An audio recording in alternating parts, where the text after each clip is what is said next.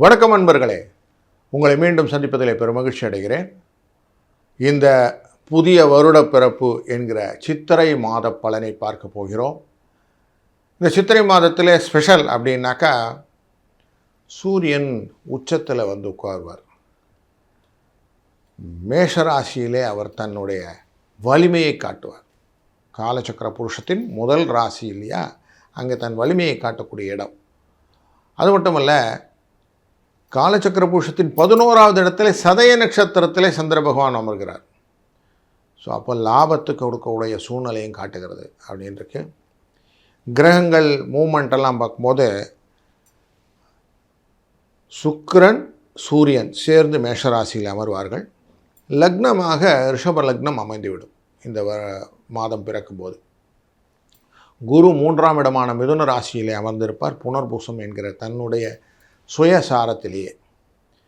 கேது மகம் என்கிற தன்னுடைய சுயசாரத்திலே அமர்ந்து கொள்வார் சிம்ம ராசியிலே. ராகு பகவான் சதயம் என்கிற தன்னுடைய சுயசாரத்திலே அமர்ந்து கொள்கிறார். சந்திர பகவானும் சதயம் என்கிற சாரத்திலே வந்து அமர்கிறார்.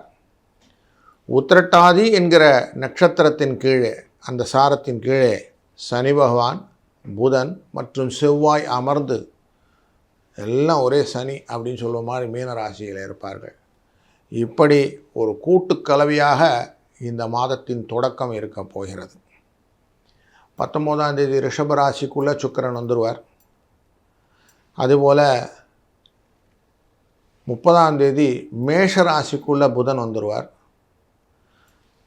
11ஆம் தேதி மே மாதம் 11ஆம் தேதி மேஷராசிக்குள்ளே செவ்வாய் வருவது தான் முக்கியமான நிகழ்வு. ஏன்னா அங்கே சூரியனும் சுக்கிரனும் சேர்ந்து அமர்ந்து கொள்வார்கள்.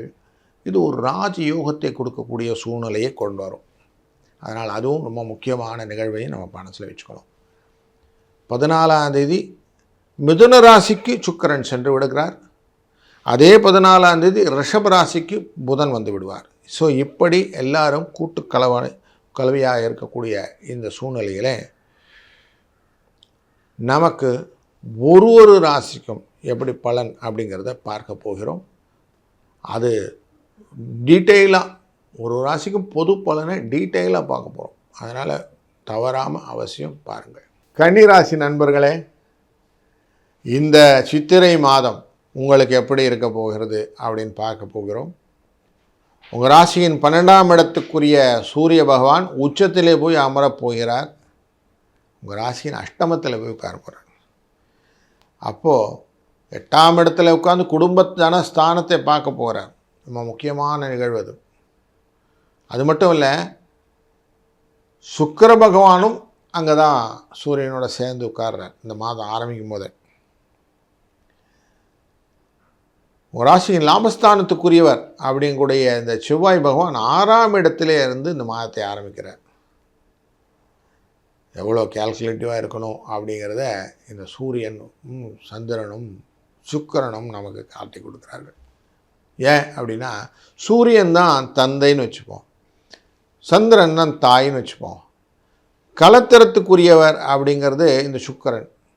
இப்போ 3 பேரும் நம்ம ரூலர். கணவனாக இருந்த செவ்வாய், இவரும் 7ஆம் இடத்துலேருந்து பார்க்குறார். இப்போ இந்த ரூலர்ஸ் எல்லாம் கரெக்டாக பார்க்கும்போது ராசி எப்படி இருக்குன்னா அது கூட கட்டுப்பட்டுரும். அப்போ தாய் வழியிலே நல்ல முன்னேற்றங்களை காணலாம். தந்தை வழியில் கொஞ்சம் கராரான விஷயங்களாக இருக்கும். தாய் வழி உறவுகள் சுமூகமாக நடப்பார்கள்.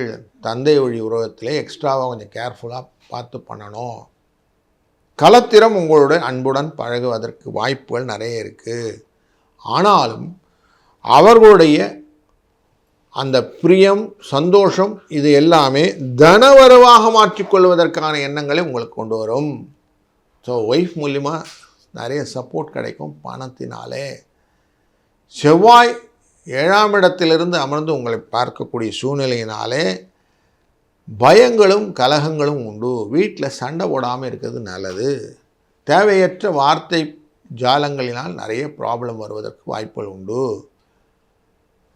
இதனால் கொஞ்சம் ஜாஸ்தி அமக்கலம் உண்டு. அதுவும் மே மாதம் 11க்கு அப்புறம் எக்ஸ்ட்ராவாக இந்த மௌன விரதம் அப்படின்னு சொல்லுவோம், அந்த விரதம் இருக்கிறது கூட நல்லது. வார்த்தைகள் அதிகமாக புரிதல் இல்லாத வார்த்தைகளாக டெலிவரி ஆகிடும். இதான் பிரச்சனை. அங்கே நீங்கள் ஒரு அர்த்தம் சொல்ல அது இன்னொரு அர்த்தமாக போய் மிஸ் அண்டர்ஸ்டாண்டிங் அப்படிங்கிற வார்த்தையை தான் இங்கே ரொம்ப ப்ரொடாமினென்ட்லி முன்னாடி வந்து நிற்கும். அதனால் கொஞ்சம் அந்த ஃபில்டரிங் ஆஃப் வேர்ட்ஸ் அப்படின்னு சொல்லுவோம். அது மாதிரி கரெக்டாக என்ன பேசணும், எதுக்கு பேசணும் அப்படிங்கிறத புரிஞ்சிட்டு பேசுங்க. இல்லைன்னா பேச்சினுடைய அர்த்தம் அனர்த்தமாக போயிடும். அதனால் அதை கரெக்டாக பிடிச்சிக்கணுங்க. வெளியூர் பயணங்கள்லாம் நிறைய இருக்கும். உடல் ஆரோக்கியத்தில் ஃபஸ்ட்டு ப்ரையாரிட்டி. உடம்பு அசத்தி விடும். அதனால் கொஞ்சம் உடல் ஆரோக்கியத்தை பற்றி கவனம். எவ்வளோக்கு எவ்வளோ நீங்கள் உடலை குளிர்ச்சியாக வைத்துக்கொள்ள நீர்மோர் சாப்பிட்றது, இளநீர் சாப்பிடுவது போன்ற விஷயங்கள்லாம் செஞ்சுக்கிடுங்க. இதனால் உடம்பு குளிர்ந்து வார்த்தைகளும் தெளிவாக வர ஆரம்பிக்கும். அதனால் அப்பயும் அதையும் க்ளீன் பண்ணி வச்சுக்கிடுங்க. குரு நல்லா சமர்த்தமாக உட்கார்ந்துருக்கிறாரு உங்கள் ராசியினுடைய 10ஆம் இடத்துல. அவர் அங்கேருந்து தான் குரு குடும்ப தன வாக்குஸ்தானத்தை பார்க்குறாரு இல்லைங்களா. அதனால் குடும்பத்திலே நல்ல வளர்ச்சிகளை, புதிய கோணத்திலே நீங்கள் வளர வேண்டிய எண்ணங்களை கொண்டு வரும்.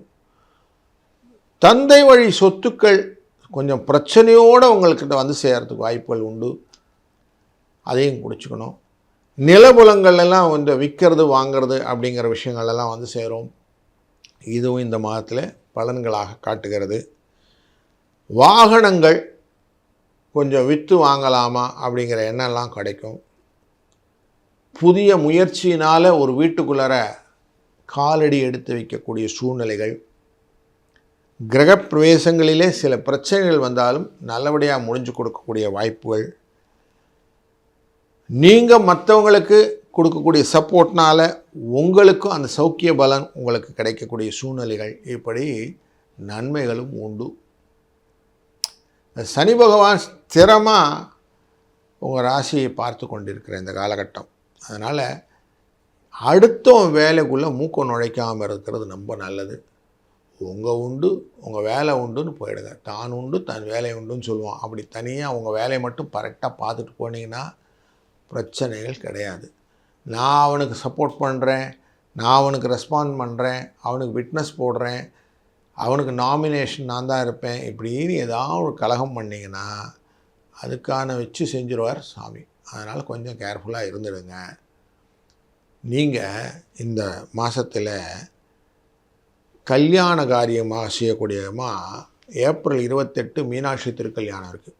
அன்றைய நாளில் கன்னியா குழந்தைகளுக்கு, கல்யாணம் ஆகாத குழந்தைகளுக்கு உங்களால் முடிஞ்ச ஹெல்ப் பண்ணுங்கள். அது மாதிரி மே 5ஆம் தேதி சங்கடஹர சதுர்த்தின்னு வரும். அன்றைய நாளில் கடனை கொஞ்சமாக